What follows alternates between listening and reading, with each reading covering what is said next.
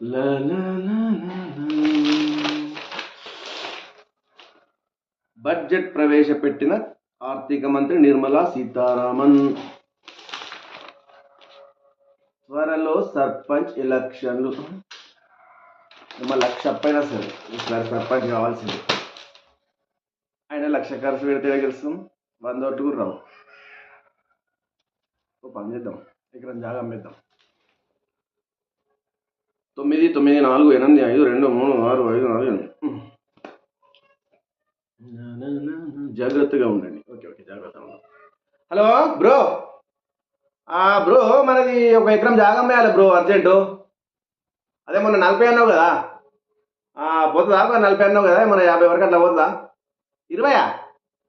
అదేంటి రేటు తగ్గిపోయింది?